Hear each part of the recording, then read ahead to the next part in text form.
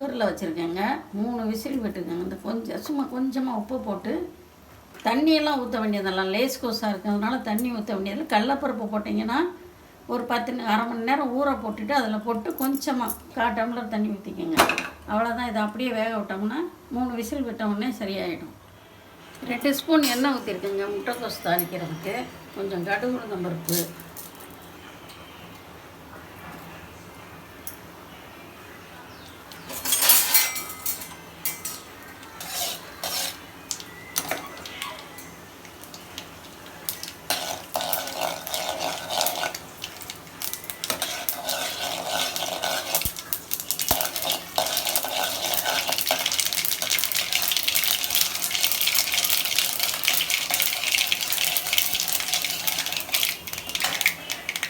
வெங்காயம், பச்சை மிளகா. சின்ன பிள்ளைங்க சாப்பிட்றதுனால விதையெல்லாம் எடுத்துகிட்டு கழுவி வச்சுருக்கோங்க. எல்லாமே கழுவி வச்சோம்.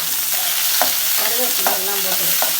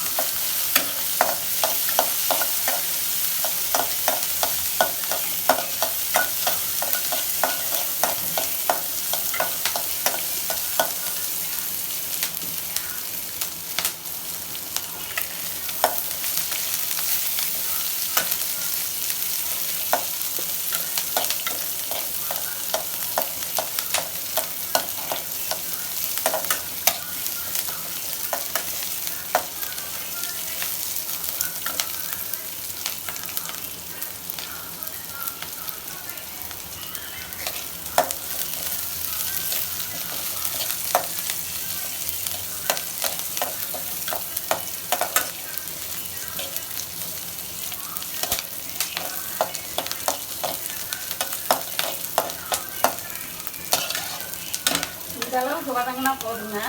ரொம்ப வதக்கணும்னா சிவப்பு கொடுத்துருச்சுன்னா முட்டைக்கோஸ் சிவப்பு போயிடும். அதனால் முட்டைக்கோஸ் உப்பு போட்டு வேக வச்சதுனால அப்படியே கொட்டி தவிர்க்கணும்.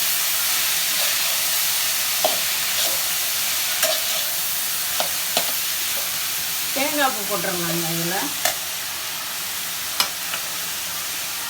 இதில் பொரியல் ரெடி ஆயிடுச்சுங்க. சூப்பரான முட்டைக்கோஸ் பொரியல். தம்பி எப்படி இருக்கு?